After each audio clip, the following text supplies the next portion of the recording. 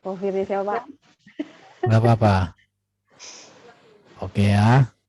Ya. Halo kawan-kawan semua, selamat malam untuk kita semua.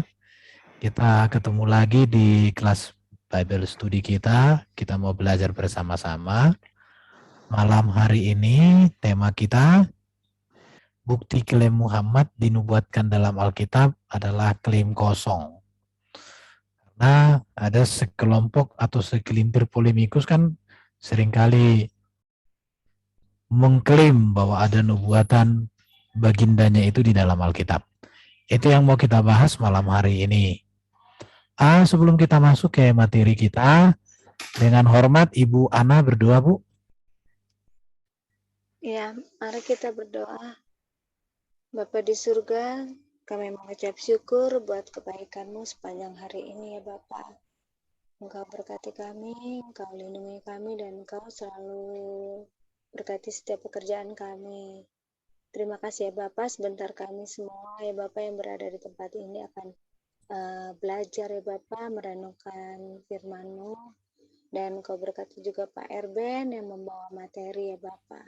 Juga teman-teman kami yang belum hadir pada hari ini ya Bapak, pada saat ini Engkau mau tuntun mereka sehingga mereka datang dan mendengarkan firman-Mu. Terima kasih ya Bapak buat channel-channel yang sudah menyiarkan pemberitaan firman-Mu ini juga ya Bapak. Engkau berkati Pak Masmur, Pak Erben, dan yang lain ya Bapak. Engkau berkati mereka semua. Terima kasih Bapak, terima kasih kami percaya Engkau hadir di tengah-tengah kami. Terpujilah nama Bapa di bumi dan di surga. Dalam nama Yesus, haleluya, amin. Amin. Terima kasih Ibu Ana. Malam ini kita akan belajar, ini kelanjutan minggu yang lalu ya. Minggu yang lalu kita sudah bahas satu topiknya. Minggu ini kembali kita lanjutkan. Tapi kali ini saya ambil dari Ulangan 18 ayat 18. Ya. Ini seringkali diklaim mereka bahwa ini dibuat tentang Nabi Muhammad ya. Dikatakan begini ya, Ulangan 18 ayat 18 itu, seorang nabi akan kubangkitkan bagi mereka dari antara saudara mereka, seperti engkau ini. Aku akan menaruh firmanku dalam mulutnya, dan ia akan mengatakan kepada mereka segala yang kuperintahkan kepadanya. Jadi mereka klaim bahwa seorang nabi akan kubangkitkan bagi mereka di sini. Mereka klaim ini kepada baginda nabi mereka, yaitu Nabi Muhammad lah yang memenuhi nubuat ini kepada Musa. Jadi dari sini kita harus berpikir ya, siapakah nabi yang dijanjikan oleh Musa kepada orang Israel di dalam teks ini? Siapa? Siapakah dia? Apakah itu Yesus? Apakah itu Muhammad? Atau yang lain? Akan begitu. Yesus, Pak. Kalau kita sudah mengatakan itu Yesus ya, tapi para mantan-mantan Kristen atau para polemikus seringkali mengutip atau mengklaim itu adalah Nabi Muhammad. Ini sesuatu hal yang menjadi pergumulan ya. Artinya ini yang harus kita jawab malam hari ini. Saya harus membuktikan bahwa nubuat ini tidak ada hubungan dengan nabi mereka itu. Itu yang kita buktikan. Dan apa yang kita bahas ini berdasarkan data-data Alkitab ya. Oke. Untuk mengetahui siapa yang dijanjikan di dalam teks tadi, maka harus mengerti isi janji tersebut secara detail. Jadi malam hari ini kita akan lihat secara detail kalimat demi kalimat apa yang dijanjikan di dalam teks tadi. Harus melihat secara teliti kata demi kata dalam kalimat. Ke sini dulu kita masuk ya. Jadi mari kita lihat kata demi kata. Dikatakan Ulangan 18 itu, lalu berkatalah Tuhan kepadaku. Apa yang dikatakan mereka itu baik. Oke ya. Apa yang dikatakan, lalu berkatalah Tuhan kepadaku, apa yang dikatakan mereka itu baik. Pertanyaannya di sini, kita masuk ke sebelum ayat 18 kan ayat 17 dulu toh. Karena nggak mungkin kita, sebenarnya kalau mau dibahas ini harus dibahas secara utuh ya. Tapi malam hari ini saya hanya mengambil fokus kepada ayat yang hendak kita bahas. Ulangan 18 ayat 17. Saya bacakan ya untuk kita semua. Dikatakan kan begini sini, Ulangan 18 ayat 17 itu. Lalu berkatalah Tuhan kepada Musa, apa yang dikatakan mereka itu baik. Dikatakan begitu ya. Sehingga dikatakan ayat 18, seorang nabi akan kubangkitkan. Di sini siapakah yang dikatakan mereka di sini? Jadi waktu itu bangsa Israel meminta adanya apa di sini? Di sini kata mereka di sini adalah umat Israel. Berarti lalu berkatalah Tuhan kepadaku, apa yang dikatakan mereka apa dikatakan oleh bangsa Israel kepada Musa itu baik. Jadi di sini umat Israel menolak mendengar suara Tuhan secara langsung. Kalau kita baca nanti kan ini kan Tuhan berbicara langsung. Dan juga menolak untuk melihat Tuhan yang datang dalam api karena alasan takut mati. Jadi Tuhan waktu itu datang dalam api dan bangsa Israel ketakutan, maka mereka minta supaya jangan Tuhan sendiri yang secara langsung. Karena mereka tidak sanggup untuk itu. Dan alasan mereka, takut mereka mati. Karena memang kekudusan Tuhan itu nyata sekali ya. Mereka mau Tuhan berbicara melalui Musa atau orang yang diutus Tuhan.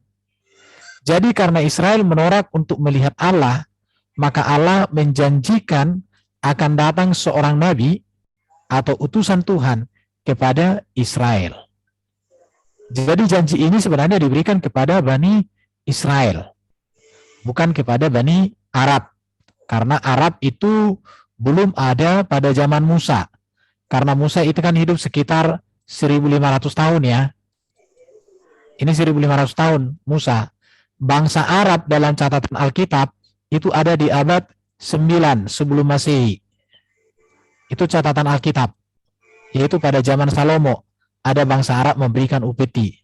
Sedangkan Islam baru ada abad 6 Masehi. Abad 7. Abad 7. Jadi tentu ini berbicara kepada bangsa Israel, bukan kepada bangsa Arab. Arab baru ada abad 9 sebelum Masehi. Berarti jaraknya sekitar 6 abad. Itu dari situ. Apa dikatakan di dalam ayat 18 ini? Seorang nabi akan kubangkitkan bagi mereka. Kita lihat ya. Mari kita simak ya. Ini supaya jangan ada yang ngomong-ngomong dulu dong. Oke. Mari simak isi janji Allah kepada Israel ini. Dikatakan begini ya. Coba kita lihat ini. Dikatakan, seorang nabi akan kubangkitkan bagi mereka. Nabi dibangkitkan bagi mereka,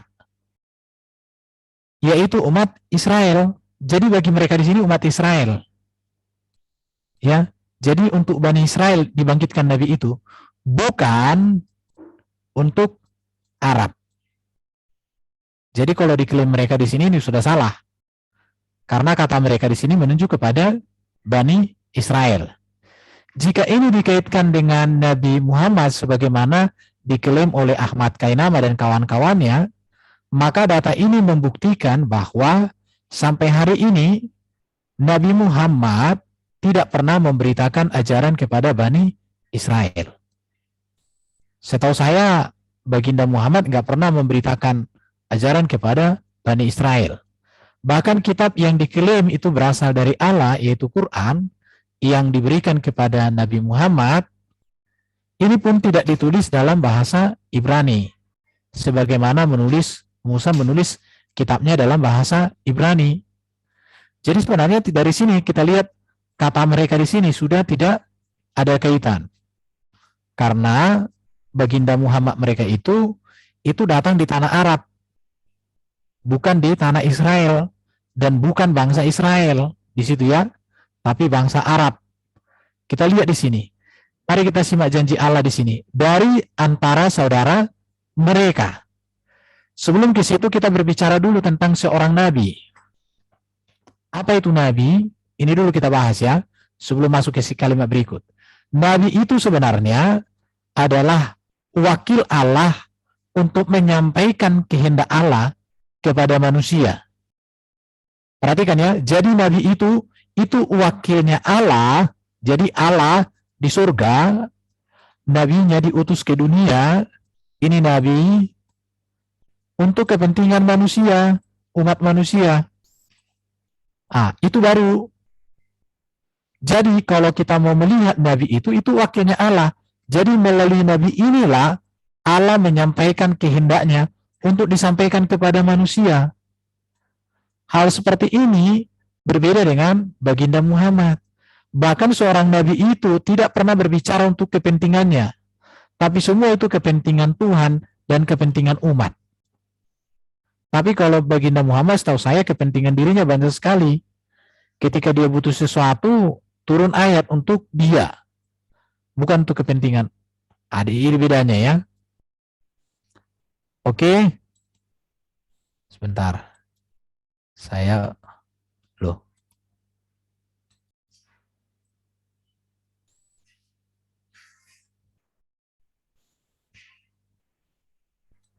Oke, kita lanjut. Mari kita simak janji Allah kepada Bani Israel. Dikatakan di sini, di dalam materi ini, di dalam ayat ini, Nabi itu berasal dari saudara mereka. Ya, perhatikan di sini ya, dari antara saudara mereka. Mereka di sini tadi siapa? Bani Israel, bukan Bani Arab. Bangsa Israel itu ada 12 suku. Jadi saudara dalam konteks ini menunjuk kepada saudara-saudara. Bisa dibandingkan di sini. Jadi saudara-saudara, 12 suku Israel. Pertanyaannya, apakah Ismail yang mereka klaim itu sebagai suku Israel? Apakah itu bagian dari Bani Israel? Ini harus kita jawab ya. Harus kita jawab. Apa harus kita buktikan nanti nih? Kita melihat bahwa Abraham itu kan punya satu istri. Abraham ya. Istrinya satu, yaitu Sarai. Tapi Sarai ini kemudian memberikan budaknya menjadi kepada Abraham untuk melahirkan keturunan, namanya Hagar. Hagar ini orang Mesir. Ini orang Mesir. Kemudian Sarai ini melahirkan satu anak namanya Ishak. Ini melahirkan satu anak namanya Ismail. Ishak melahirkan Yakob, ya, Esau dan Yakob. Ismail melahirkan banyak, ada 12 keturunan.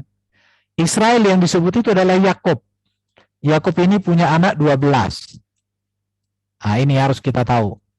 Jadi dari data ini, ketika disebut saudara mereka, ini mengacu kepada ini 12 suku Israel keturunan Yakob, bukan mengacu kepada turunan Ismail.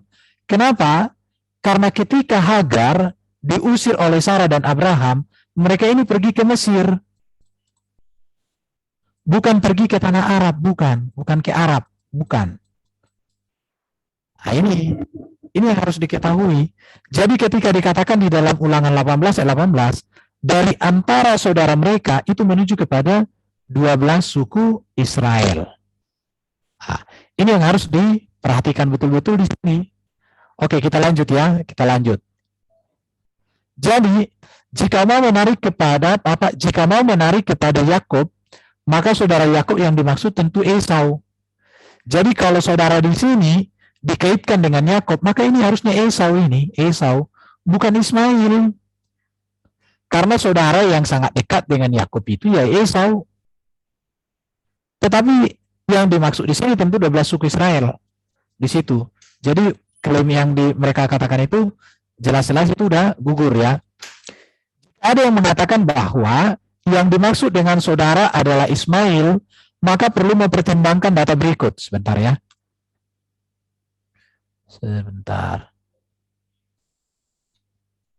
Supaya bagus. Oke.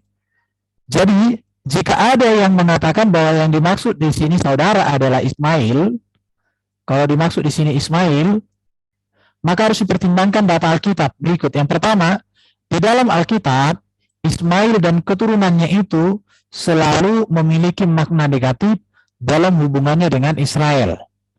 Coba saya baca di dalam Mazmur 120 ya. Mazmur 120 itu hal negatif. Coba saya baca dulu sebentar. Dikatakan begini ya, karena kita mau belajar malam hari ini. Dan kesesakanku, aku berseru kepada Tuhan, dan Ia menjawab aku. Ya Tuhan, lepaskanlah aku daripada bibir dusta, daripada lidah penipu. Apakah yang diberikan kepadamu, dan apakah yang ditambahkan kepadamu, hai lidah penipu, panah-panah yang tajam dari pahlawan dan bara kayu ara. Celakalah aku karena harus tinggal sebagai orang asir di Mesek, karena harus diam di antara kemah-kemahnya Kedar. Cukup lama aku tinggal bersama-sama dengan orang-orang yang membenci perdamaian. Aku ini suka perdamaian, tetapi apabila aku berbicara, maka mereka menghendaki perang.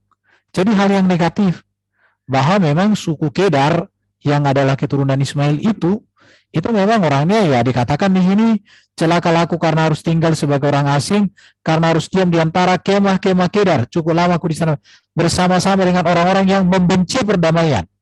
Benci perdamaian. Baru dikatakan juga Ismail dan keturunannya bukan pewaris janji Allah kepada Abraham, tetapi Ishak dan keturunannya. Jadi kalau ini diklaim kepada saudara mereka di sini, diklaim mereka ini adalah bagindanya mereka, maka ini bertentangan dengan kenyataan atau data yang ada di situ ya. Oke, kita lanjut. Baru dikatakan seperti engkau ini. Engkau di sini siapa? Musa. Jadi seorang nabi itu yang akan dibangkitkan Tuhan bagi bangsa Israel harus seperti Musa. Kita akan melihat seperti apa Musa ini. Kita lihat ya. Jadi nabi itu harus seperti Musa. Untuk mengetahui apakah Nabi Muhammad itu seperti Musa, maka harus memperhatikan data berikut. Data-data ini harus kita perhatikan ya. Yang pertama, Musa itu bangsa Israel dan berbahasa Israel. Tetapi baginda yang mereka klaim itu bangsa Arab dan bahasa Arab. Dari sini sudah berbeda. Oke, kita lihat lagi ya. Musa itu sekolah, berpendidikan di kerajaan. Tapi bagi baginda Muhammad, bagaimana? Mereka mengatakan buta huruf, berarti nggak sekolah dong. Baru dikatakan Musa itu seorang yang jenius. Ya, tapi kalau dikatakan baginda Muhammad ya seperti ini. Atau dikatakan umi kadangnya. Artinya ada yang mengatakan buta huruf, ada yang mengatakan tidak sekolah, urusan mereka. Tapi dari sini sudah berbeda. Yang berikut, Musa mengadakan banyak mujizat. Tapi baginda Muhammad, saya belum tahu apakah dia pernah mengadakan mujizat. Tapi di dalam surah ini dikatakan Muhammad tidak ada mujizat. Jadi ketika dikatakan Nabi yang akan kubangkitkan bagi mereka dan entah saudara mereka, seperti engkau ini, dari kriteria ini tidak memenuhi. Ya, kita lihat lagi kriteria berikut ini. Musa itu menerima wahyu langsung dari Allah. Kalau kita melihat tentang Musa, dia langsung berbicara dengan Allah, Allah berbicara dengan dia, Allah menyatakan diri dalam kuasa, kemuliaan, dalam gemuruh kepadanya itu kan. Tetapi bagaimana dengan bagindanya? Kita lihat kalau baginda Muhammad itu menerima wahyu itu semua melalui malaikat Jibril. Setahu saya tidak pernah langsung. Di situ ya, tidak pernah langsung ya. Baru kalau kita melihat dia bahwa Musa melihat langsung kemuliaan Tuhan. Sedangkan baginda Muhammad dikatakan tidak pernah melihat kemuliaan Tuhan.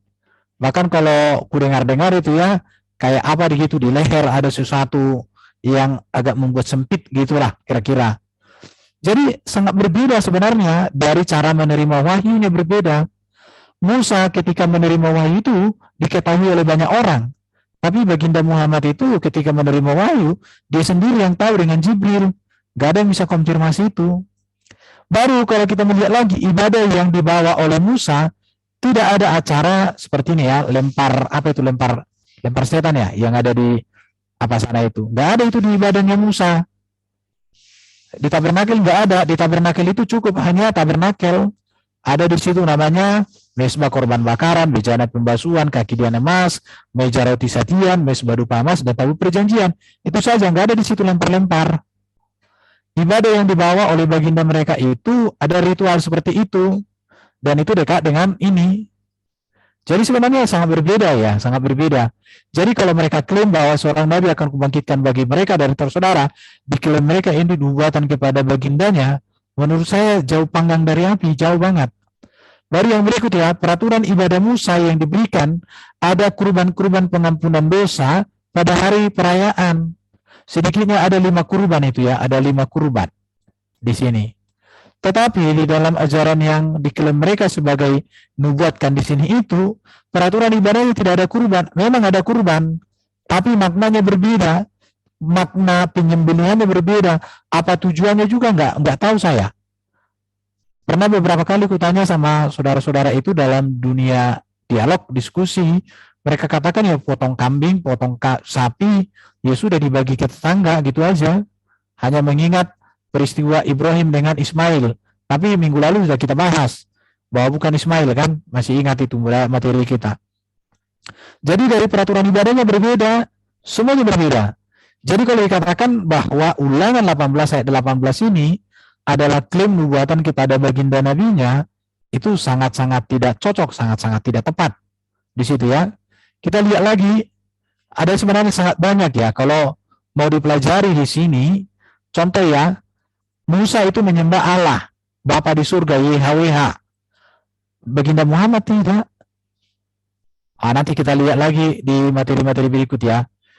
Baru dikatakan, aku akan menaruh firmanku dalam mulutnya. Kita lihat di sini. Mari simak apa janjinya di sini. Menaruh firman dalam mulut. Perkataannya begini. Apakah baginda mereka itu firman itu ditaruh oleh Allah sendiri dalam mulutnya? Setahu saya tidak. Semuanya didikte oleh Jibril. Ya, data memberikan bukti bahwa nabi mereka itu menerima wahyu melalui Jibril, bukan langsung ditaruh di dalam mulutnya. Di situ. Oke, jadi dari situ sudah gugur. Yang berikut dikatakan, ia akan mengatakan kepada mereka segala yang kuperintahkan kepadanya. Mari kita simak juga di sini bahwa ia mengatakan kepada mereka. Mereka di sini tadi sudah kita lihat ya. Siapa mereka di situ? 12 suku Israel itu. 12 suku Israel. Segala yang kuperintahkan kepadamu. Maka dari sini kita pertanyaannya begini. Data memberi bukti bahwa nabi mereka itu tidak pernah memberitakan kabar atau firman kepada orang Israel. Tidak pernah. Orang yang percaya kepada ajaran daripada baginda Muhammad itu cenderung tidak akur dengan Israel sejak dahulu. Bahkan sampai sekarang. Sekarang mungkin mulai ada perjalanan kerjasama. Jadi dari sini kita melihat bahwa sudah benar-benar tidak ada kaitan bahwa nubuat ini kepada baginda nabi mereka. Jadi dari sini kita melihat bahwa seorang nabi akan kubangkitkan bagi mereka dan para saudara mereka seperti contoh ini, dan aku akan menaruh firman dalam mulut dan ia akan mengatakan kepadamu segala perintahkan kepadanya. Maka saya katakan bahwa setelah kita membaca dengan teliti, maka nubuat ini tidak tepat jika diklaim sebagai nubuatan tentang Muhammad. Jadi mereka itu hanya tahu ngeklaim aja. Ya, mari kita lihat kriteria ulangan 18 ayat 18. Ini mustahil dilakukan semua orang. Yang sangat tepat dengan kriteria tersebut hanya Yesus. Perhatikan. Jadi yang bisa menggenapi nubuatan ini hanya Yesus. Mengapa? Yang pertama kita lihat garis kelahiran. Ini perlu ya. Musa lahir dari garis suku Lewi dan Yesus lahir dari suku Yehuda. Suku Lewi dan suku Yehuda merupakan suku Israel dan ini saling bersaudara. Jadi tepat ya. Sekarang kita melihat di masa kecil perbandingannya. Musa akan dibunuh oleh bangsa Mesir. Yesus pun akan dibunuh oleh Herodes. Sama, memiliki kemiripan. Panggilan. Musa dipanggil keluar dari Mesir. Yesus juga dipanggil keluar dari Mesir. Yaitu saat setelah Herodes mati. Jadi sangat cocok bahwa ini kepada Yesus kepemimpinan. Perhatikan ya. Musa memimpin bangsa Israel keluar dari Mesir. Di sini ada kata keluar dari Mesir. Menuju tanah perjanjian. Yesus memimpin umat manusia dari dunia menuju surga. Maka disebut surga itu adalah Yerusalem baru, tanah perjanjian yang baru. Oke, pengajaran, perhatikan di sini. Musa menyampaikan hukum Taurat. dalam kitab Perjanjian Lama. Ini semua disampaikan Musa, hukum Taurat. Yesus itu menggenapi hukum Taurat dan kitab Perjanjian Baru. Mereka bukan menggenapi, tapi mereka katakan menyempurnakan. Pertanyaannya, apa yang disempurnakan? Kalau memang menyempurnakan, kenapa tidak berani menyatukan kitab Taurat dengan kitab mereka? Akan itu pertanyaannya.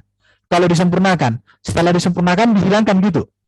Mengapa kisah-kisah di dalam kitab Taurat banyak bertentangan dengan kitab yang ada mereka miliki? Jadi tidak mungkin.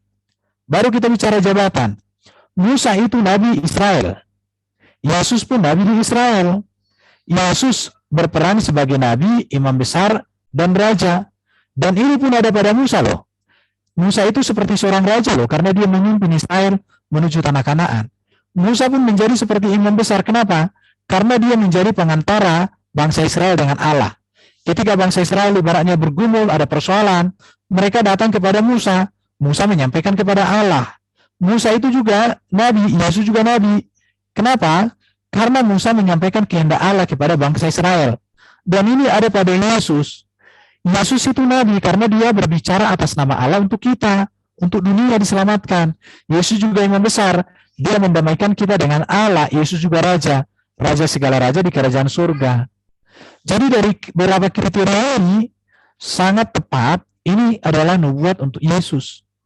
Tetapi pertanyaannya, mengapa saudara-saudara kita itu terlalu pede mengklaim bahwa ini adalah nubuat untuk nabi mereka? Kita lihat lagi ya. Masuk kita kepada kriteria pembuatan ajaibnya. Musa banyak melakukan mujizat, Yesus pun demikian. Kalau nabi yang mereka klaim bagaimana? Silakan direnungkan. Baru Musa itu dipimpin oleh Roh Kudus, oleh Roh Allah. Dikatakan Musa diurapi oleh Roh Kudus itu ya. Tetapi Yesus juga, Roh Tuhan ada padaku untuk menyampaikan kabar baik pada Yesus. Apakah baginda mereka itu dipimpin oleh Roh Kudus? Setahu saya tidak, karena yang datang kepada dia Jibril. Jibril itu bukan Roh Kudus bagi kita. Roh Kudus itu kan Roh Allah. Roh itu kan tidak ada apa? Roh Allah itu selalu membawa damai dan semuanya. Jibril itu malaikat, dikatakan mereka. Yang berikut, kesetiaan terhadap hukum Taurat. Musa dengan setia menunjuk kepada hukum Taurat serta kewajiban umat Allah untuk menaatinya supaya menerima berkat-berkat Allah. Kristus menunjuk kepada dirinya sendiri dan Roh Kudus sebagai cara Allah untuk menggenapi kehendaknya serta menerima berkat dan hidup yang kekal. Yesus taat sempurna terhadap hukum Taurat yang diterima Musa di Gunung Sinai. Yesus taat, bahkan Yesus menggenapi semuanya itu. Apakah baginda mereka menaati 10 hukum itu? Enggak. Contoh apa? Ibadah hari Sabat. Mereka enggak. Hari Jumat. Menyembah Bapa di surga Yahweh. Mereka enggak. Allah Tuhan negeri Mekah, Allah SWT. Kan udah berbeda. Baru menyebut nama Tuhan sembarangan. Bagi mereka nama Allahnya itu Allah. Bisa disebut kapanpun. Bahkan ketika terjadi peristiwa di gereja, pakai nama itu juga, dan lain sebagainya. Di situ. Jadi banyak sekali. Sekarang hukum ibadah, kita akan bicara ini, perbedaannya. Musa melaksanakan hukum-hukum korban, Yesus menggenapi hukum-hukum korban, yaitu di dalam dia. Apakah Muhammad melakukan hukum-hukum korban? Tidak. Memang ada korban yang dilakukan oleh saudara muslim, tapi tidak ada hubungan dengan ini. Karena kurban yang dikerjakan di dalam hukum Taurat itu berbicara keselamatan, pendamaian, penebusan, dan itu yang disempurnakan Yesus. Maka di dalam Yesus manusia diselamatkan, manusia ditebus, manusia dibawa ke surga dan sebagainya. Apakah itu makna korban di dalam ajaran saudara kita sebelah? Tidak. Musa merayakan hari raya besar seperti Paskah, Pondok Daud. Yesus melanjutkan dan menyempurnakan ibadah itu. Apakah Muhammad melakukan hal ini? Menurut saya tidak. Tidak pernah orang muslim merayakan Paskah, tidak pernah orang muslim merayakan Pondok Daun, dan semuanya itu enggak. Tapi Yesus merayakan itu, bahkan Yesus menyempurnakan ibadah itu di dalam dirinya. Musa itu pusat ibadahnya di tabernakel, yang kemudian dibangun Salomo namanya Bait Allah. Yesus juga ibadahnya itu di tabernakel, di Bait Allah, bahkan memurnikan Bait Allah. Yesus marah ketika Bait Allah di halamannya itu dipakai untuk berjualan. dan ini menjadi rumah doa bagi segala bangsa. Apakah ini dilanjutkan oleh baginda Muhammad? Kan tidak. Tidak ada. Maka ulangan 18 ayat 18 ini tidak tepat dikaitkan dengan nabi mereka itu. Baru dikatakan nabi itu harus didengarkan. Allah menyatakan bahwa Yesus harus didengarkan. Kan dikatakan ulangan 18 ayat 18 tadi bahwa harus didengarkan. Ini dikatakan loh oleh Allah sendiri. Dikatakan inilah anak yang kukasihi, kepadanya lah aku berkenan, dengarkanlah dia. Siapa yang ngomong di sini? Bapa Yahweh. Bapa itu yang bersuara langsung. Dengarkanlah Yesus. Dengarkanlah dia di sini. Jelas sekali Allah memerintahkan agar Yesus harus didengarkan. Bahkan dikatakan di dalam ulangan 18 tadi, dialah yang harus kamu dengarkan. Perhatikan, kalimat berikut dikatakan Allah menaruh firman-Nya dalam mulutnya. Artinya begini ya. Bentar. Dikatakan Allah menaruh firman-Nya dalam mulutnya itu, kita melihat di sini bahwa Yesus itu adalah firman Allah yang diturunkan ke dunia ini. Tujuannya apa? Untuk menerima dan mengajarkan serta menerangkan firman serta menggenapi seluruh firman Tuhan di dalam konteks apa? Di dalam PL. Maka Yesus berkata, sebab aku berkata-kata bukan dari diriku sendiri, tetapi Bapa yang mengutus aku, dialah yang memerintahkan aku untuk mengatakan apa yang harus aku katakan, aku sampaikan. Jadi ulangan 18 ini terlalu berani mereka atau terlalu bodoh para polemikus itu kalau ini mereka klaim menuju kepada nabi mereka. Itu satu kegagalan, satu kesalahan yang sangat fatal yang mereka lakukan.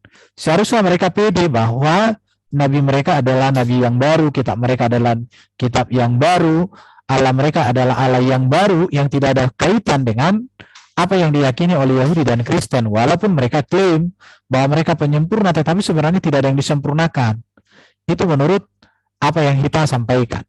Bahkan yang hebatnya lagi, Rasul Petrus menyampaikan khotbahnya bahwa nubuat Musa di dalam ulangan 18 ayat 18 sampai 19 ini pada zaman kisah para rasul ini, bahwa Tuhan Allah akan membangkitkan bagimu seorang nabi dari antara saudara-saudaramu sama seperti aku ini, diklaim, dinyatakan oleh Petrus bahwa itu adalah nubuat tentang Yesus Kristus. Ini tahun berapa ini? Abad pertama. Siapa Petrus ini? Petrus ini adalah soko guru, pemimpin para rasul setelah Yesus terangkat ke surga. Dia dalam pimpinan Tuhan mengatakan bahwa ulangan 18 ayat 18 sampai 19 itu nubuatan tentang Yesus yang sudah digenapi. Bahkan juga Stefanus, siapa Stefanus ini? Stefanus ini adalah mati martir pertama. Karena dia menyatakan imannya secara terbuka di depan umum tentang Yesus adalah Mesias yang dijanjikan, maka dia dirajam, dilempari dengan batu sampai mati. Stefanus bersaksi dengan gagah berani bahwa nabi yang seperti Musa, perhatikan di sini ya, nabi yang seperti Musa itu adalah Yesus Kristus. Meskipun pada akhirnya Stefanus dirajam oleh batu oleh orang-orang Yahudi. Jadi sudah terbukti bahwa data Alkitab menyatakan bahwa nubuatan di dalam ulangan 18 itu adalah nubuatan tentang Yesus, kepada Yesus, bukan terhadap Muhammad. Jadi berdasarkan nuraian yang sudah kita dengarkan ini, pertanyaannya kalau ada kata, siapakah yang dibuatkan oleh Musa di dalam ulangan 18 ayat 18 itu? Jawabannya, jika membaca itu bersikap jujur, para polemikus mampu bersikap jujur, mereka masih berpikir normal, mereka tidak akan sungkan untuk mengakui bahwa ajaran Kristen yang menyatakan bahwa itu adalah Yesus tepat. Jadi Yesuslah sang Mesias yang dinubuatkan, Yesuslah sang Nabi, Yesuslah sang Imam Besar Agung yang dijanjikan oleh Allah kepada Musa, dan itu sudah dinyatakan digenapi oleh Yesus. Oke, sampai di sini dulu untuk sesi ini. Kita masuk ke dalam diskusi. Terima kasih kawan-kawan. Yang mau bertanya atau mau menambahkan silahkan. Sebentar ya. Oke, silakan teman-teman. Ada yang mau menambahkan? Atau mau bertanya? Atau kurang jelas? Boleh dikatakan kurang jelasnya di mana? Jelas sih Pak, saya mah. Pak Herben menjelaskannya jelas sekali Pak. terperinci detil. Kalau menurut saya ya. Saya tahu yang lain bagaimana.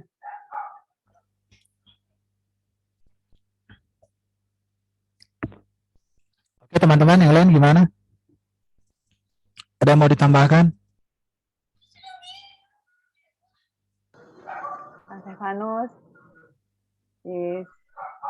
Ibu belajar, ada yang mau ditanyakan atau mau disampaikan, ditambahin, Mas Didik? Belum, Pak, belum ada. belum Shalom ya. semuanya. Ya, Selamat shalom. masuk. Sis Eri, ada yang mau ditanyakan atau ditambahkan? Silakan.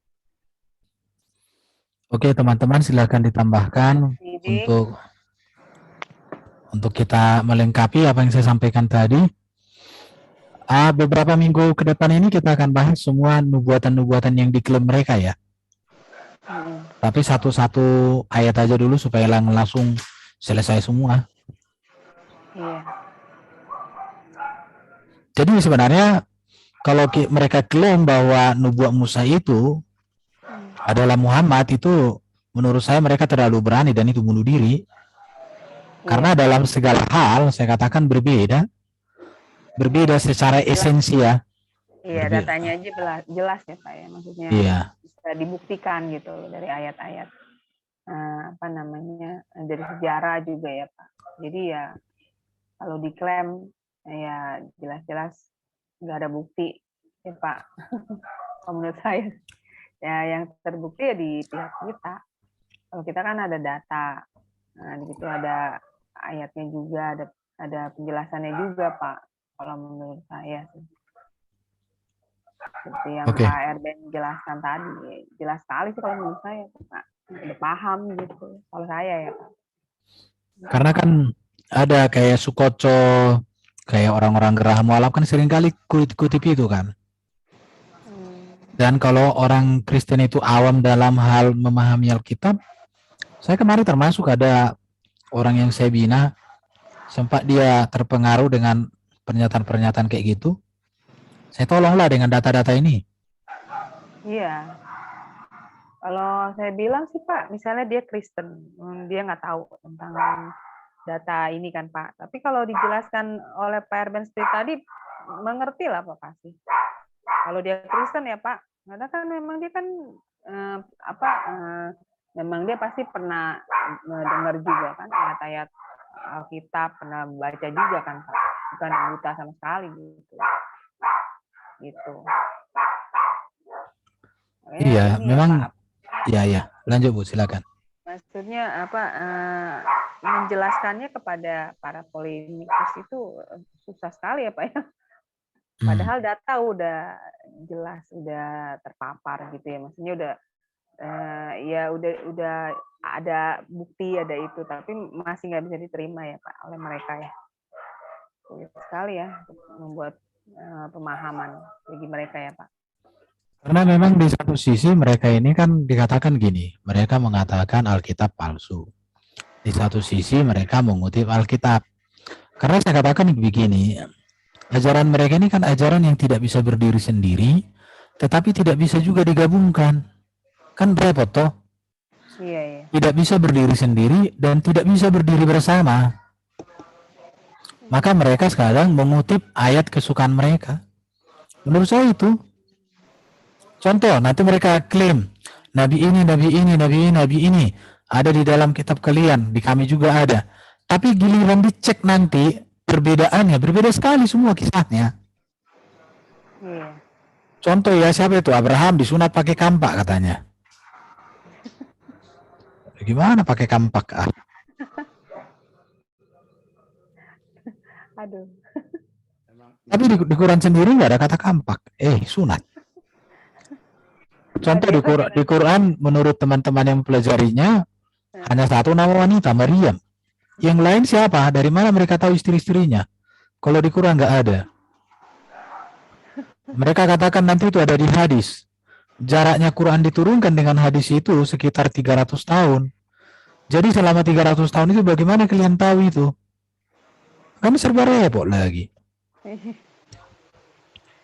Pokoknya mereka bingung lah kalau memahami keyakinannya. Kalau saya kadang katakan ya, selamat menikmati kebingungan. Tapi masalahnya mereka nggak bingung loh. Nggak merasa janggal gitu ya Pak ya? Nggak merasa janggal. Kenapa? Ya, mungkin udah. Ya, yang udah cekokin kayak gitu Pak. Pokoknya begini aja gitu. Nggak ada koma, nggak ada titik, nggak ada koma, nggak ada titik, nggak ada itu. Nggak ada, maksudnya pokoknya ya begini udah gitu ajarannya. Iya, jadi yang penting Jadi ya, terima saya aja yakin. gitu. Didikte ya Pak. Kalau kayak gitu. Nggak pakai Oke. pemahaman. Ada yang mau bicara kayaknya? Iya, silakan. Iya, silakan. Iya, silakan Pak. Suaranya kecil. Ya, terima kasih. Memang Iya Pak. saat kita berdiskusi dengan saudara-saudara kita yang Muslim, memang banyak yang tidak nyambung. Saya juga sering masuk ke link-link yang berdiskusi dan saya lihat bahwa seakan-akan mereka menganggap bahwa punya mereka yang paling benar. Gitu. Dan saya akhirnya memahami satu hal begini, bahwa untuk mengerti kebenaran firman Tuhan dalam Alkitab, pikiran seseorang dia harus dibukakan oleh Yesus sendiri dan Roh Kudus.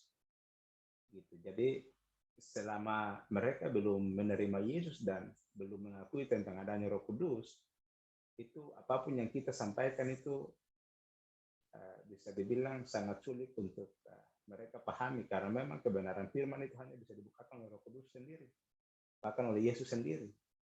Gitu. Jadi sudah banyak hal, bahkan kalau saya pernah juga berdebat dengan mereka tentang ayat ini sudah, gitu. Pernah juga berargumen dengan Bang Zuma, semua tentang ayat ini. Kemudian ada klaim mereka lagi yang lain adalah tentang Roh Kudus. Bagaimana mereka mengatakan bahwa Roh Kudus itu adalah roh kebenaran yang dijanjikan oleh Yesus itu adalah Nabi Muhammad. Padahal kan tidak nyambung, karena Roh Kudus itu kan dan Yesus itu kan keluar dari Bapa dan mereka kekal. Kalau diklaim itu ke arah Muhammad, sedangkan Nabi Muhammad kan tidak kekal. Gitu. Jadi saya pernah juga masuk di link dan kita berdiskusi tentang hal ini. Jadi memang akhirnya saya tarik kesimpulan bahwa mereka tidak akan pernah mungkin untuk menerima kebenaran yang kita sampaikan, karena pikirannya belum dibukakan oleh Tuhan Yesus dan Roh Kudus sendiri. Itu Pak. Terima kasih.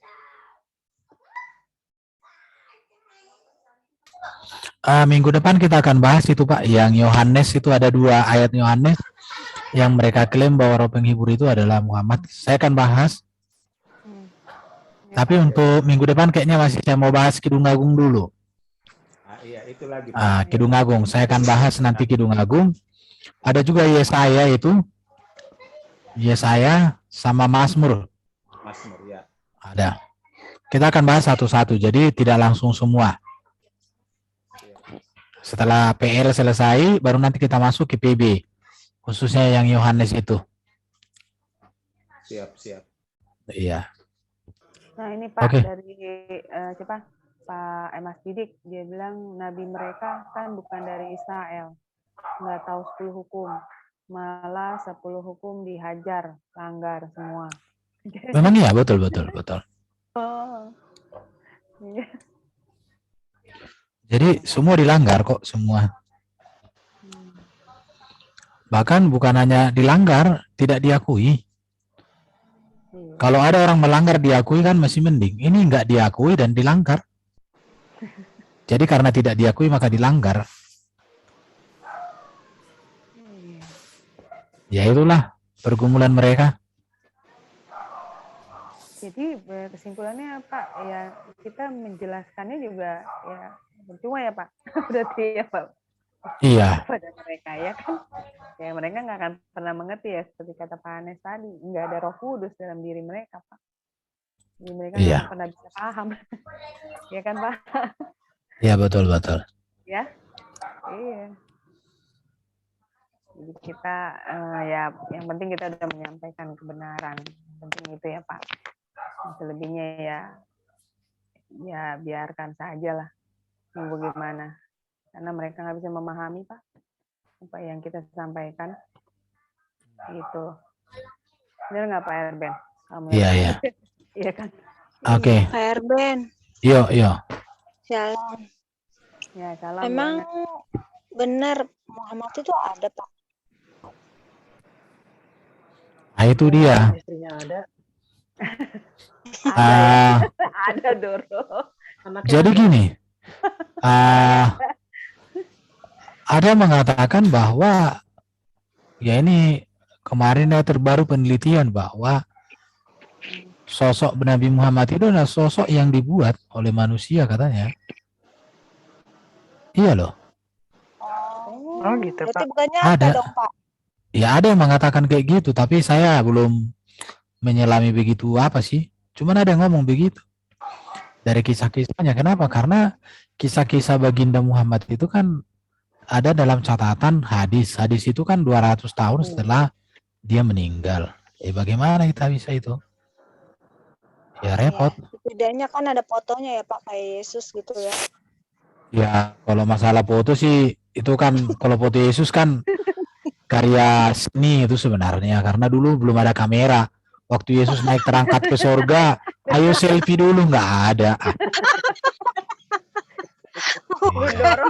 Setidaknya kan ada gambarannya gitu loh, Pak. Maksud saya itu Sosoknya Muhammad ada, itu tapi gimana mau wajahnya nggak jelas. diakui kalau gambarnya nggak ada, kan begitu maksud saya, Pak. Ya, Ya susah orang menggambarkannya karena Yesus ketika digambarkan kan orang seniman itu berpikir gini, Yesus ini kok lemah lembut, rendah hati, Yesus ini kok ajarannya etika moralnya tinggi, perilakunya baik semua dan lain semuanya. Tapi kalau baginda Nabi nanti gimana beda kan? Ya susah. Nanti kalau digambarkan, iya kalau digambarkan berdasarkan data-data yang dipelajari tentang karakter, ajaran, perilaku semuanya ya repot nanti. Ya repot lah, nggak usah lah. Nah, kan siapa tahu Kanjeng mau jadi idolanya gitu loh, Pak itu. ya Wow, idola. iya, Pak Erben, iya. ya saya sih baca-baca dari Google ya, yang waktu Muhammad terima wahyu pertama kali di Gua Hira itu ya Pak, dari malaikat Jibril katanya kan, itu saya baca bahwa ada firman Tuhan di situ ditulis bahwa manusia dibuat dari segumpal darah, tapi itu ada yang aneh gitu. Memang kalau dibilang manusia diciptakan dari segumpal darah, pertanyaannya darah siapa? Itu dulu. Darah binatang kah atau darah manusia? Antara manusia laki-laki dan perempuan barangkali. Iya. Kalau dari segumpal darah manusia, manusia diciptakan dari segumpal darah.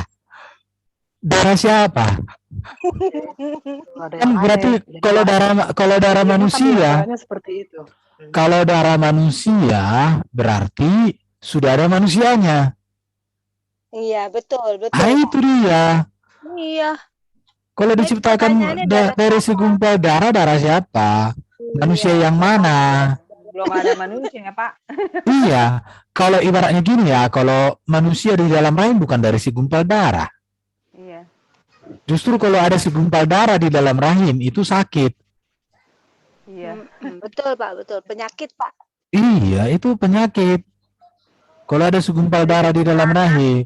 Tapi kalau darah kotor di dalam rahim kan wanita tahu lah kan, itu Iya. dikeluarkan. Itu dikeluarkan, itu nggak jadi manusia itu yang dikeluarkan itu. Itu Iya. karena udah expirednya habis itu kan. Iya. Dokter lah yang bisa menjelaskan itu atau ibu-ibu. Masa awak yang jelaskan. Jadi kalau ibu pernah baca manusia diciptakan dari segumpal darah, innalillahi lah. Pertanyaannya darahnya siapa? Darahnya siapa? Itu ya. Baru siapa manusia itu? Manusia yang mana? Kalau manusia Adam dari segumpal darah, berarti darah manusia sudah ada, Berarti Adam bukan manusia pertama dong. Iya, betul. Betul, Pak. Iya, padahal dia di Alkitab dijelaskan dia adalah manusia pertama yang diciptakan oleh Tuhan. Iya. Adam itu, iya. Dan dibilang juga kan diciptakan dari debu tanah, dihembuskan napas Allah.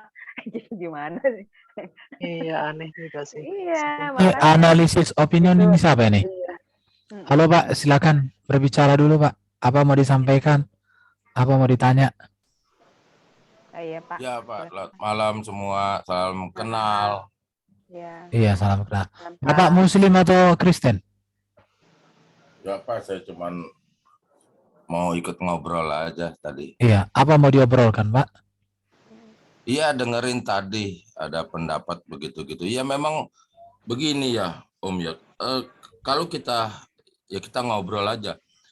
Sebetulnya kan semua sudah terungkap ya sama Christian Prince ya, tapi kok ya mungkin karena masih belum mendunia atau bagaimana ya kok bisa seperti ini udah tahun 2022 gitu loh.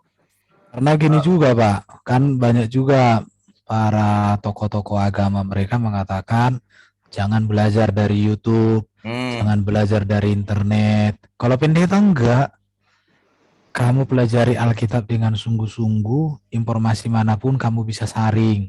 Kalau mereka enggak, jangan. Ya itulah itu. Tapi kan Jadi gini ya. didukung ya Pak, ya berarti. Kan, ya silakan Pak. Kan problemnya di bahasa ya. Saya melihat di Christian Prince bahkan mereka sendiri begitu, maksudnya memang bangsanya lah pengguna bahasa itu malah bertanya loh kepada si Christian Prince. Jadi saya berpikir jangan-jangan mereka enggak pernah baca itu sebetulnya. Masyarakat mereka lah itu. Gitu. Maksudnya enggak pernah baca kitabnya sendiri lah begitu. Gitu. Padahal ya bingung saya saya cuma mau dengar pendapat di sini. Kenapa ya bisa begitu ya? Karena kemarin itu pernah dinyatakan oleh Ibu Sophie itu orang Muslim yang bisa mengerti bahasa Arab itu hanya sekian persen. Jadi mereka bisa baca tapi mereka nggak bisa mengerti. Itu dari satu lembaga Islam sendiri sudah disurvei. Cuman datanya saya tidak tahu ya. Iya. Bingung, saya belum pernah ketemu ini jawabnya. Ya soalnya begini, ya saya kan sering dapat ejekan begitu. Yang dibilang umat terjemahan lah apa.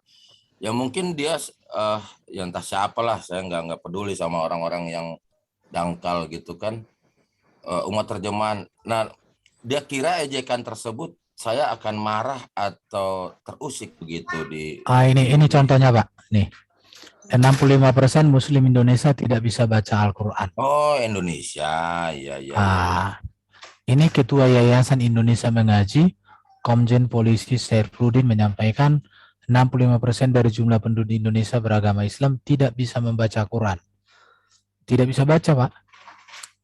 Baru dari semua Indonesia udah 87. Hanya 35% yang bisa membaca Quran. Itu pun baca ya, bukan baca. Mengerti ya. Tapi kalau mengerti, ya urusan mereka lah. Di situ. Itu data. Jadi memang kalau hanya baca, kalau orang Kristen Pak, baca, pahami, dan lakukan, kan di situ. Baca, nggak paham bagaimana melakukan. Karena iman itu kan berasal dari pendengaran. Iman timbul dari pendengaran akan firman Kristus. Ya kalau kita nggak dengar, nggak ngerti ya bagaimana? Karena kata mendengar di situ bukan seperti kita mendengar suara motor, bukan. Mendengar di situ artinya suara siapa itu, apa isinya, apa maknanya, apa pesannya. Itu yang dimaksud kata mendengar. Iya Om, karena sering yang ada ejekan itu tadi Om, yang dikatakan. Janganlah Om, aku orang Batak, abang aku. Kalau aku, iya. Kan masih bro. Masih muda aku, masih muda. Masih muda ya Pak ya. Iya.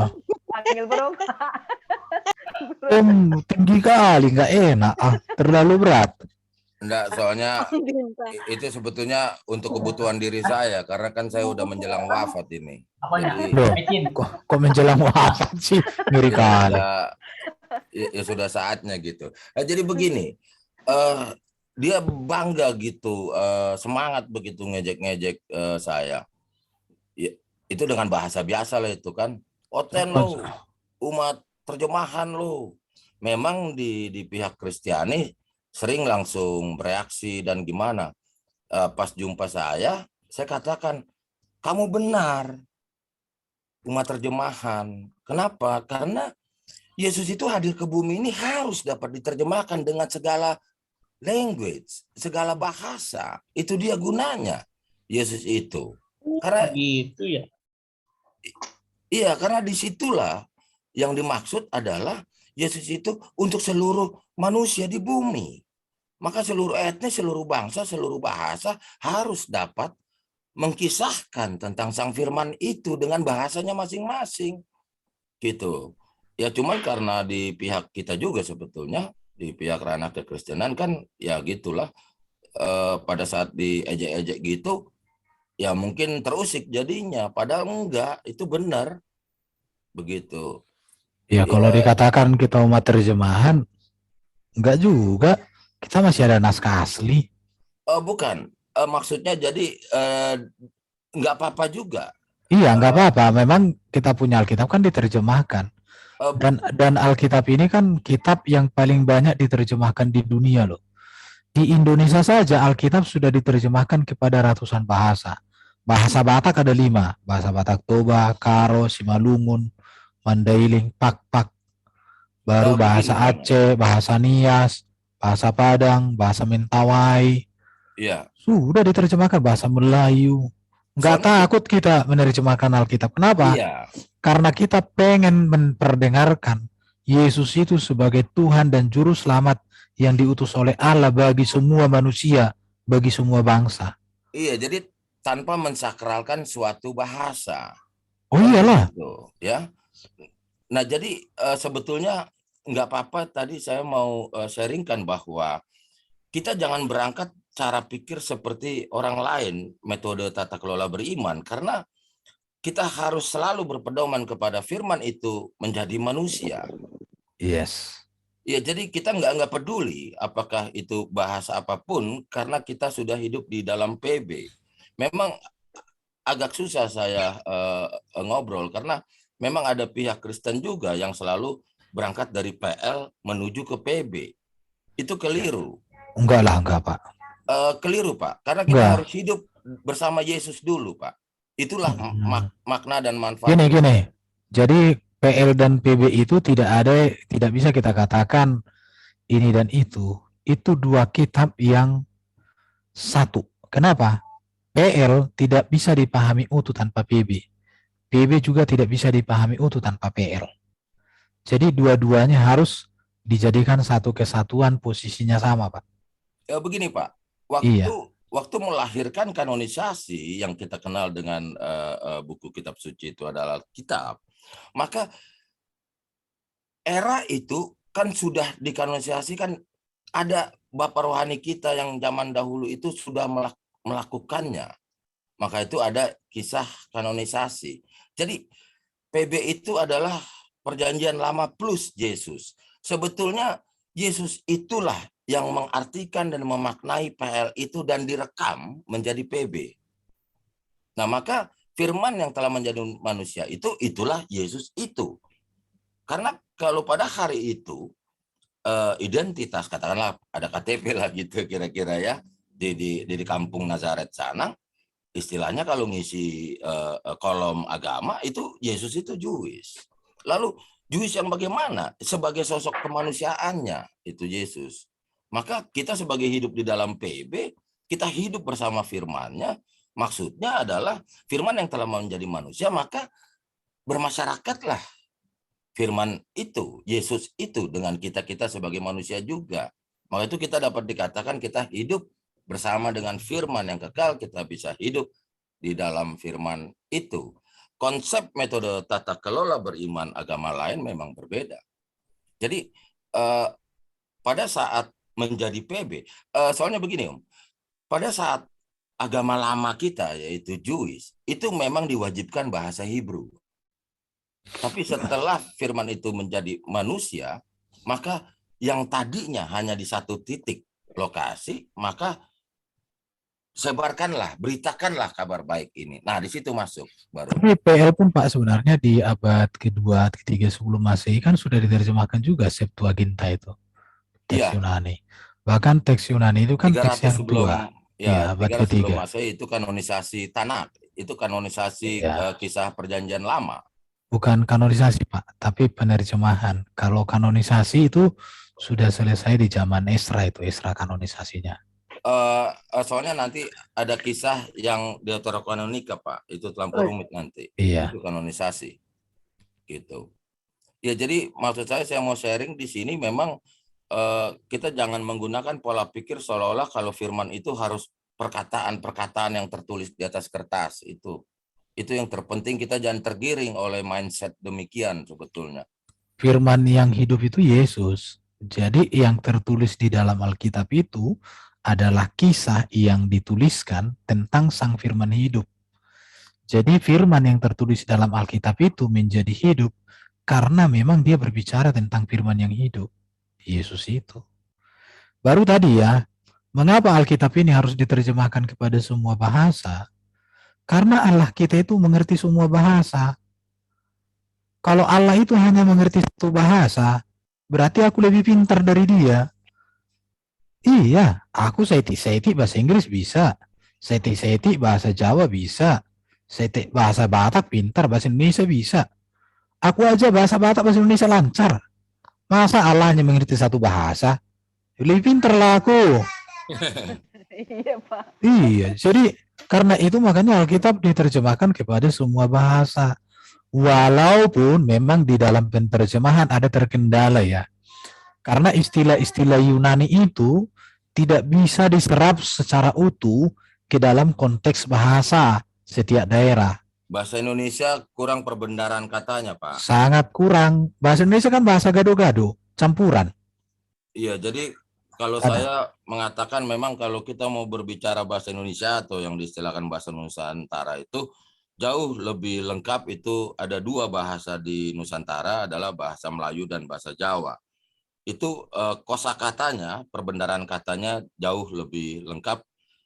Oleh karena itu bahasa Indonesia tidak dikenal sebagai suatu bahasa untuk puisi, untuk sajak, untuk filsafat dan lain-lain.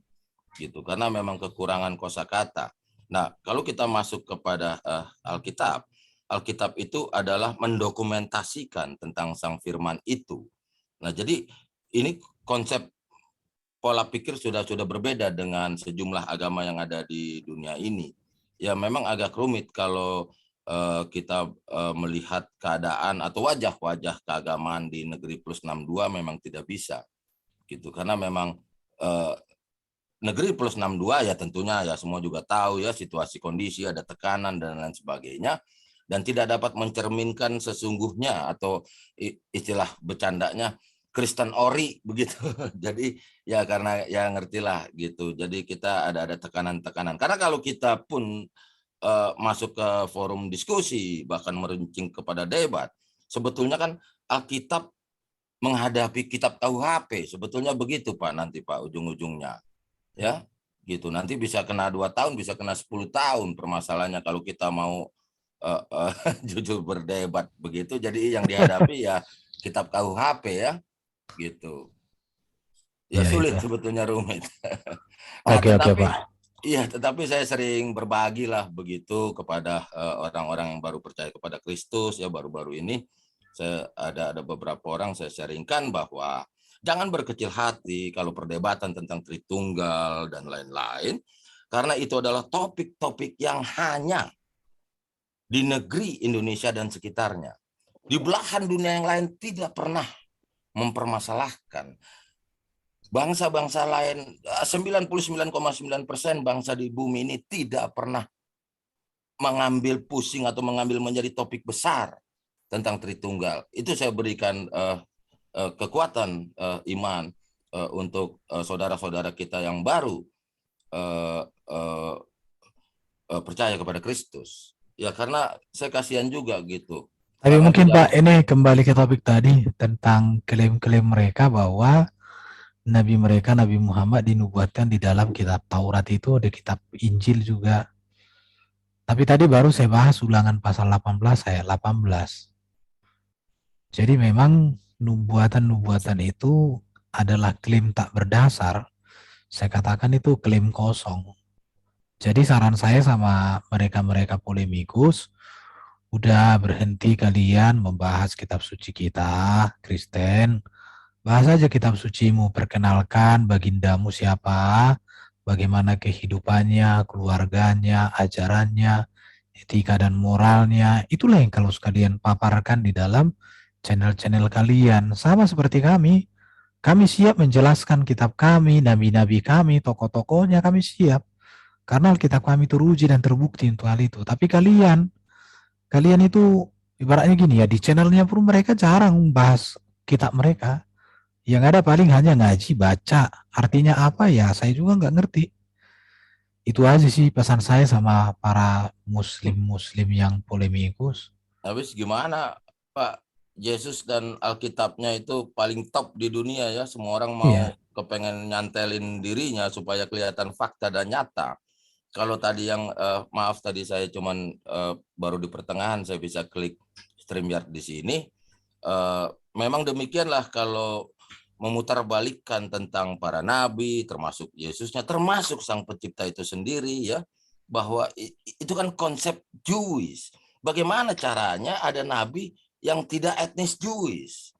Ya jadi sudah keluar daripada koridor timeline daripada Jewish itu sendiri. Jadi saya memang sebetulnya saya nyerah deh itu kalau berdebat dengan orang yang memaksa dengan karang-karangnya begitu. Jewish ya sudahlah begitu loh. Kok bisa ada etnis lain begitu? Kenapa nggak sekalian etnis Vietnam aja kan begitu? Ya atau apalah itu Afrika lah. Etnis Batak lah, etnis Batak. Iya, jadi itu jadi lucu-lucuan begitu, menjadi materi buat stand up komedi sebetulnya. Yesusnya diambil, etnisnya nggak dibawa. Tuhan yang Esa silakan ganti pakai bahasa apapun, yang dimana rujukannya selalu dari YHWH, ya, yang tadi itu pakai bahasa apalah begitu. Itu kan konsep tentang ketuhanan menurut Jewish juga. Lalu tiba-tiba bisa jadi menurut bangsa lain. Saya nggak tahu deh tuh Pak jawabnya Pak bisa begitu. Pak Herben mungkin bisa. Iya. Ya kan gitu loh. Oke, teman-teman masih ada yang mau bicara ini. Ripon. Lincoln. Siapa lagi? Pak Stefanus. Ya, halo. Ada yang mau sampaikan Le tentang ini, tentang klaim-klaim saudara kita Muslim tentang nubuat Nabi Muhammad di dalam kitab kita? Oh, ya kalau kita gini aja ya, kalau membapa mereka dengan gaya-gaya mereka berpolemik, ya termasuk mengklaim-klaim gitu ya. Ya sebenarnya kan itu sudah jelas ya. Nabi Musa kan seorang Yahudi. Sedangkan Nabi mereka itu kan bukan Yahudi. Bagaimana apa korelasinya? Bahwasanya itu Nabi yang dinubuatkan Nabi Musa itu merujuk kepada si Muhammad, kayaknya enggak lah. Nah, itu kan bentuk ya, mohon maaf. Begitulah mereka telah menunjukkan kualitas mereka, para polemikus itu, mereka itu berkualitas longor gitu. Mereka menunjukkan kelongoran mereka gitu. Kemudian Musa dalam membela bangsa Israel kan, dia kan bahkan mempertaruhkan namanya untuk dihilangkan di kitab kehidupan. Itu bermakna penutup murka Allah, gitu kan? Itu ada korelasi benang merahnya dengan kehadiran Yesus. Itu kan juga dia kan sebagai penutup murka Allah, gitu. Jadi dengan kehadiran Yesus ke dunia, murka Allah itu telah ditutup oleh Yesus. Jadi Yesus itu sebagai pembela bagi umat pilihan Allah gitu. Itu ada korelasinya gitu. Tapi kalau dengan Nabi Muhammad, apakah dia dikatakan penutup murka Allah? apakah Allah yang diimani Nabi Muhammad itu merupakan Allah Abraham, Ishak dan Yakub? Allah yang diimani juga oleh Nabi Musa. Di situ kan jelas. Itu hanya sebagai upaya-upaya penipuan, penyesatan begitu. Ya, kepada mereka hentikanlah begitu ya. Karena kalau dikatakan suatu ajaran yang penuh dusta, itu ya seperti saya sih merujuk kepada apa yang dikatakan oleh Yesus ya, Yesus Kristus yang tertulis di kitab Yohanes. Iblis adalah bapamu, bapa segala pendusta. Gitu. Berarti kalau merujuk pada itu, ya mereka harus menyadari gitu. Kok mereka mau ya mengikuti ajaran-ajaran yang jelas-jelas bukan merupakan kebenaran begitu. Ya kalau saya pribadi sih ya termasuk kita lah mengajak kita untuk mendoakan mereka. Karena kan anugerah itu kan merupakan pemberian Allah. Itu kan tertulis di kitab surat apa ya? Roma ya kalau salah. Bahwasanya anugerah keselamatan itu merupakan pemberian Allah. Dengan upaya manusia, perbuatan baik tidak bisa mendapat anugerah, melainkan pemberian Allah. Ya maka dari itu saya sih memaklumi ya, mereka itu kan masih dalam kegelapan gitu. Roh mereka mati, kondisi mati sehingga mereka tidak mengenal siapa Allah yang sebenarnya gitu.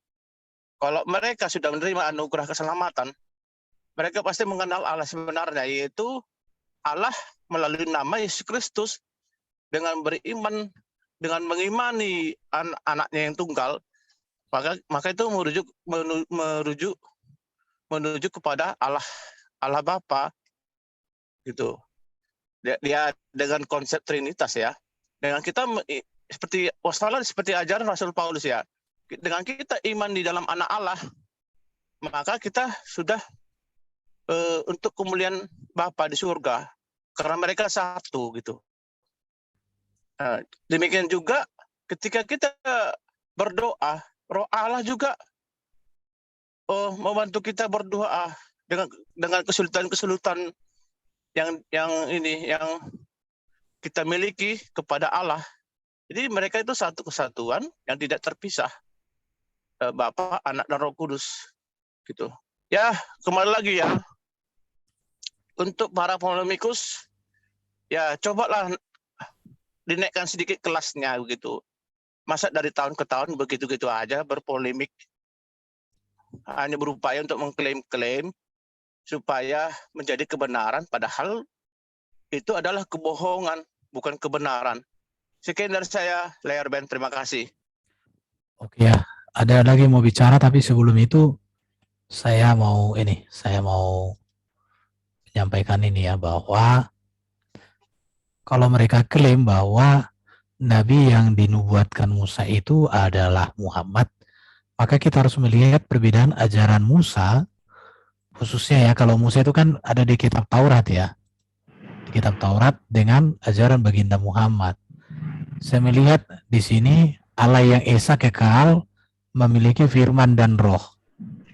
Hal ini kita tidak temukan di dalam ajaran bagindanya. Kenapa? Karena firman Allah di dalam diri Allah atau di luar diri Allah, ciptaan atau pencipta, sebagian masih samar-samar. Roh Allah dalam Muslim setahu saya nggak ada roh Allah. Karena roh Allah bagi mereka Jibril malaikat. Di situ ya. Jadi kita bandingkan ajarannya bahwa nubuatan Ulangan 18 ayat 18 bukan tentang Muhammad.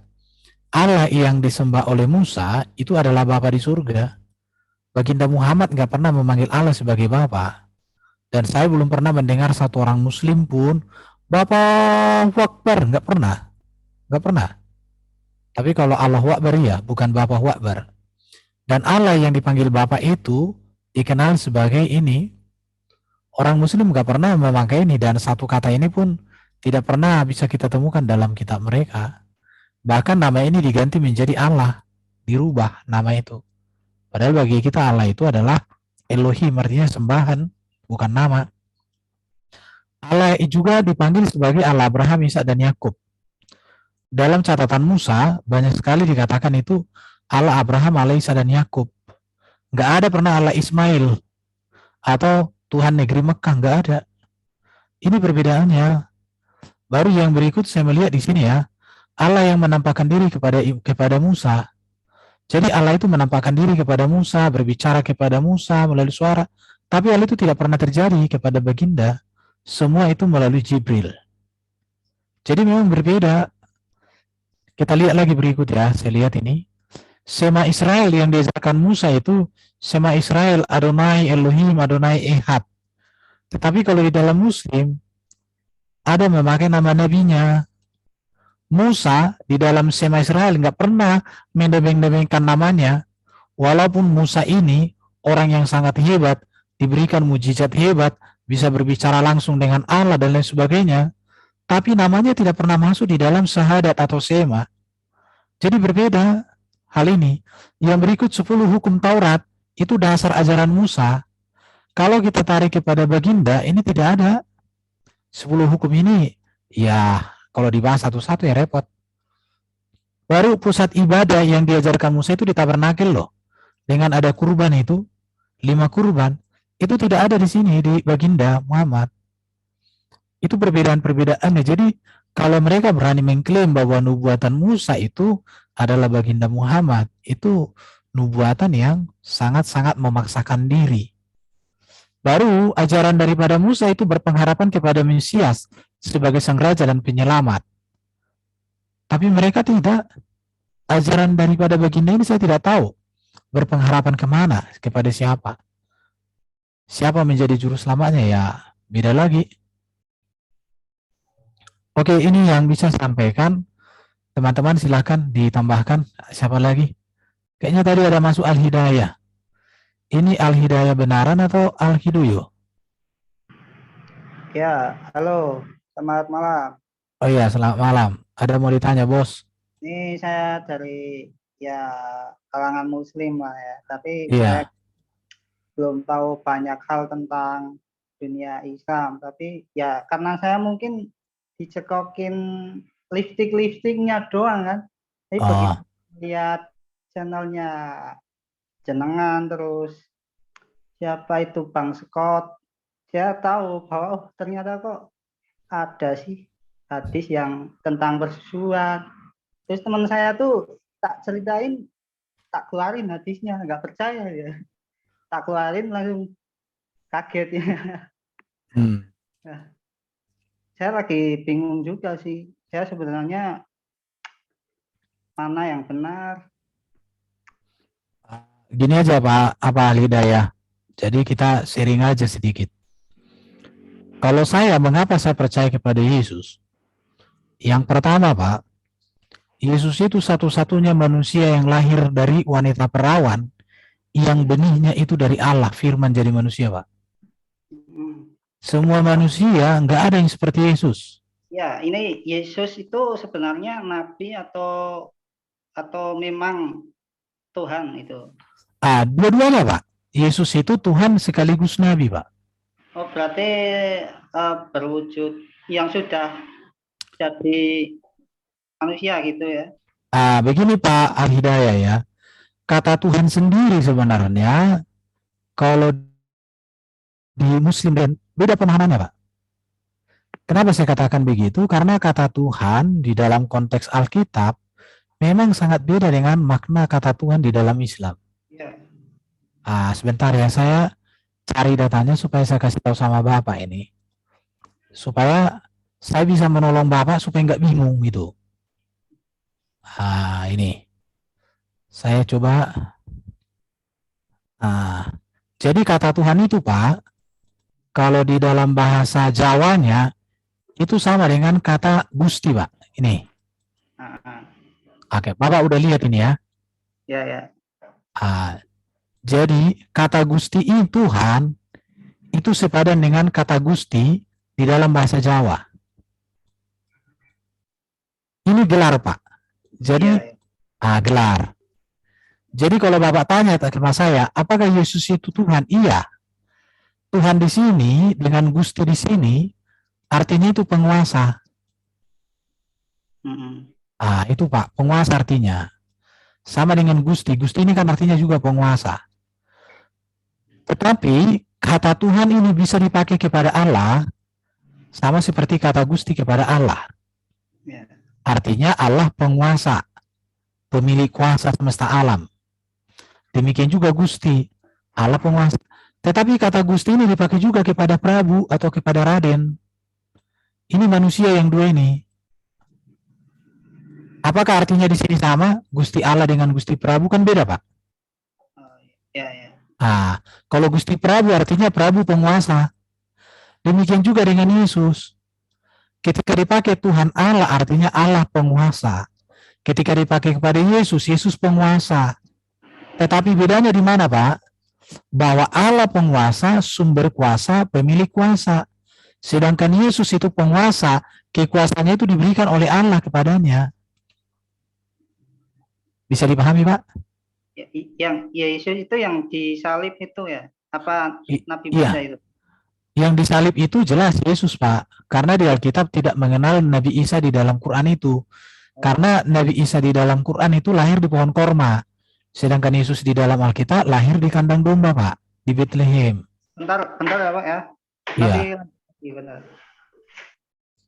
Di situ Pak Al-Hidayah ya. Jadi Tuhan Yesus itu artinya gini, Pak.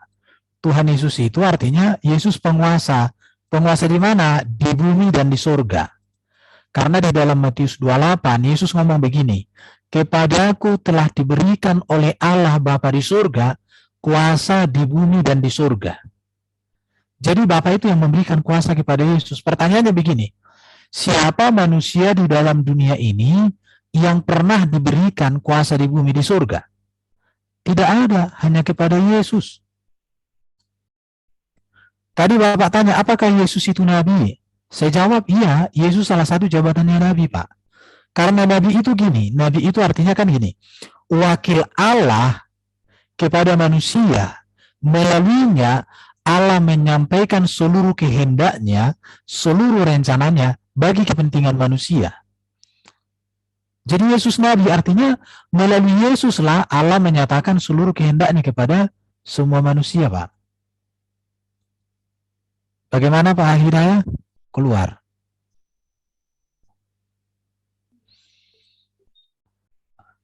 Begitu Pak Al-Hidayah ya. Mudah-mudahan Bapak. Jadi kalau ditanya apakah Yesus itu Tuhan atau Nabi? Dua-duanya. Apakah Yesus itu Tuhan atau manusia? Dua-duanya. Gitu. Jadi jangan bingung. Jadi Tuhan yang dipahami Kristen dengan Tuhan dipahami Islam beda. Di situ. Oke teman-teman, ada lagi mau menambahkan? Pak Al-Hidayahnya sudah keluar. Mudah-mudahan dia tidak bingung. Iya Pak. Kita doakan dia itu sedang kali ya Pak. Iya mungkin jaringan. Tapi puji Tuhan dia itu sedang mencari kebenaran. Kita doakan supaya dia diberikan Tuhan hikmat. Betul. Ya puji Tuhan. Ya amin. Oh ya puji Tuhan. Iya. Sudah mulai tergerak ya Pak ya. Iya. Teman-teman yang ada di live YouTube silakan dong. Yang Muslim kita diskusi di atas nggak apa-apa. Apa yang mau diskusikan, LPN? Ya Pak Dhani bertanyalah sama kita. Iya, makanya di dalam Islam kan jelas berbeda. Iya, memang berbeda. Pengajaran kekristenan jelas berbeda. Dari Tuhannya berbeda, ya kan? Makna Nabi di Islam dengan di Kristen aja beda, Pak. Apanya? Gimana? Makna kata Nabi di Islam dengan di Kristen beda. Iya, masalah Nabi itu kan dari bahasa Arab. Contoh, Pak, di dalam Kristen tidak pernah Nabi itu mendapat wahyu untuk nafsunya, untuk kebutuhan dagingnya, enggak. Tapi para Nabi itu mendapatkan wahyu untuk kepentingan kebutuhan masyarakat atau kebutuhan umat manusia. Emangnya ada Alkitab namanya Nabi? Loh. Di dalam original teksnya. Ya kan Nabi itu, Pak Dhani ini bahasa Arab itu miliknya siapa itu? Iya, kita tidak mempersoalkan. Bukan, Pak Dani jangan berpolemik terus. Saya tanya sama Pak Dani, tolong jawab. Mana lebih dahulu orang beragama Kristen dengan orang beragama Islam memakai Kau bahasa suaranya Arab? kecilin kau. Coba dulu, Pak Dani. Sekali lagi, Nah, jawab dulu. Siapa lebih dahulu memakai bahasa Arab? Orang beragama Kristen atau orang beragama Islam? Coba. sebelum Islam, Arab itu bahasanya sudah ada. Iya, saya punya data. Bangsa Arab di dalam catatan arkeologi dan catatan Alkitab sama. Tahun 970-an. Ada bangsa Arab. Islam itu baru ada sejak Nabi Muhammad. Agama itu. Iya benar, apa salahnya? Ya sudah.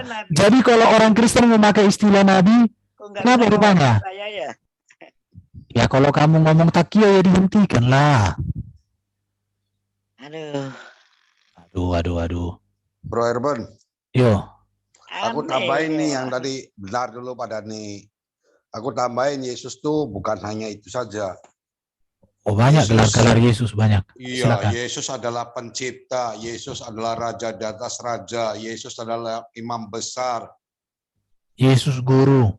Yesus adalah guru, Yesus rabi.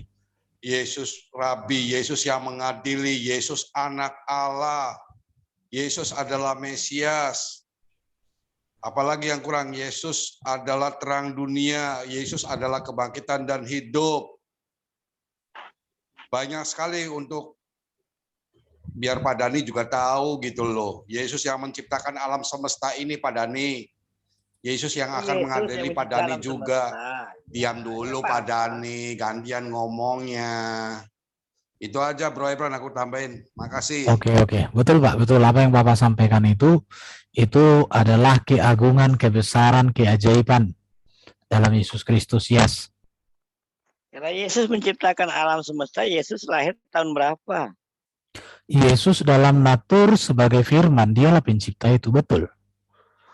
Jadi gini Pak Dania, hakikat Yesus sebagai firman itu tak berawal dan tak berakhir karena dia firman Allah sendiri.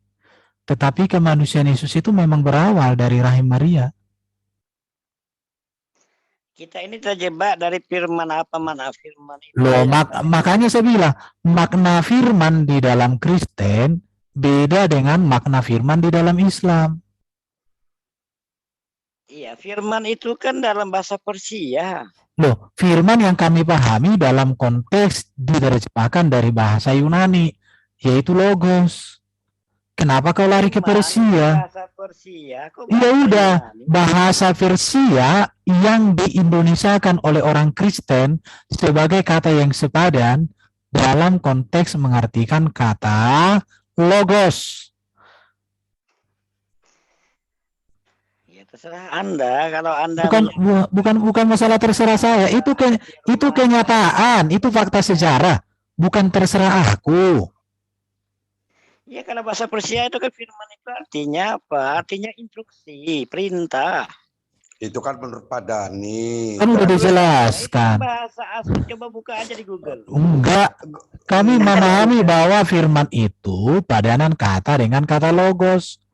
Firman yang kami pahami bukan dalam konteks bahasa Persia, tapi firman yang kami pahami dalam konteks sebagai logos. Itu namanya pembelokan bahasa. Loh, itu banyak Loh, namanya bahasa itu mengalami perkembangan. Bahasa itu mengalami perkembangan makna loh Pak Dani. Dulu orang Jawa, dengerin. Dulu orang Jawa bilang jancok itu cakap kotor. Kalau sekarang itu udah kata biasa itu. Jancok gitu ngomong. Udah biasa. Dulu itu. Kotor siapa bilang kotor itu. Kamu kalau pergi ke daerah Jawa yang sudah biasa memakai kata itu, contoh kata orang itu kayak di Surabaya, nggak kayak di tempat Jogja sana, beda. Udah biasa. Ibaratnya kesal sama Loh, kapan 5 tahun di sana? Saya di Pulau Wonokromo 5 tahun. Iya, kapan? Tahun berapa? Tahun 80. 80 ya udah beda lah dengan sekarang. 2022 sekarang Pak Dani. Bahasa itu berkembang Pak Dani. Pak Dani. Aduh. Pantasan lah nggak nyambung ngomong samamu. Iya, kalau Anda bilang berkembang itu hak Anda. Loh, bukan hakku.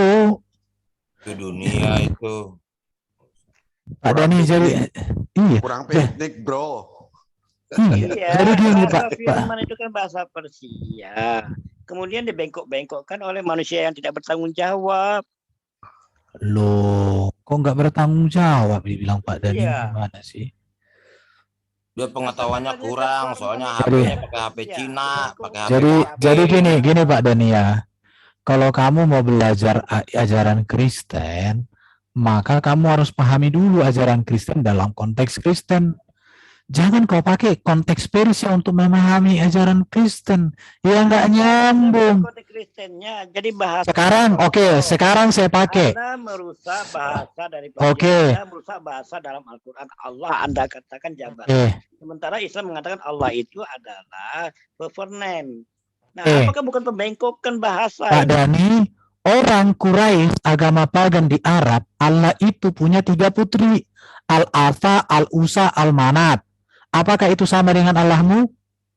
Siapa bilang? Loh, makanya kau belajar kurang piknik kau. Belajar Pak Dani. Jadi belajar lah, saya tahu. Loh, nggak bisa Bapak dengan otak Bapak dong. Bapak yang mesti belajar. Bapak udah tua.